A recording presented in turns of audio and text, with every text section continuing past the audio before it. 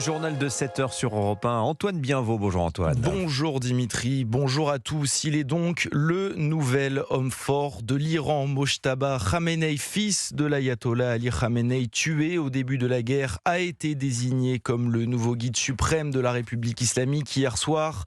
À l'image de son père, le religieux de 56 ans est connu pour sa ligne très dure, notamment vis-à-vis d'Israël. Frédéric Simon, vous êtes justement le correspondant d'Europe 1 en Israël. La désignation de Mojtaba Khamenei ne semble cependant pas changer grand-chose à la stratégie militaire de l'État hébreu.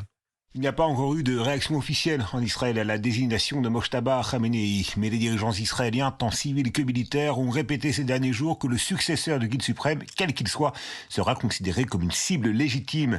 Les renseignements israéliens ont d'ailleurs la conviction que le fils d'Ali Khamenei a été blessé au cours de l'une des frappes menées par les aviations israéliennes et américaines. Autre cible privilégiée des avions de chasse de Tsahal, les rampes de lancement et les usines de fabrication de missiles balistiques, les infrastructures du régime et aussi les stocks de pétrole dont il dispose, ce qui préoccuperait les États-Unis, inquiets des éventuelles conséquences économiques. Plusieurs médias israéliens rapportent que les généraux américains auraient été surpris par l'ampleur des frappes visant les ressources pétrolières de Téhéran.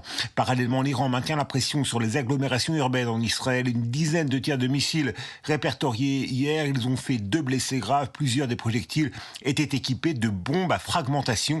Un nouveau défi pour la défense antiaérienne qui doit faire face également dans le nord d'Israël aux roquettes et aux drones du Hezbollah libanais. 2 soldats israéliens ont été tués hier au sud Liban et l'aviation poursuit avec la même intensité ses raids contre les infrastructures et les dirigeants de la milice pro-iranienne dans l'attente peut-être d'une offensive terrestre de grande ampleur. Frédéric Simon, correspondant d'Europe 1 en Israël.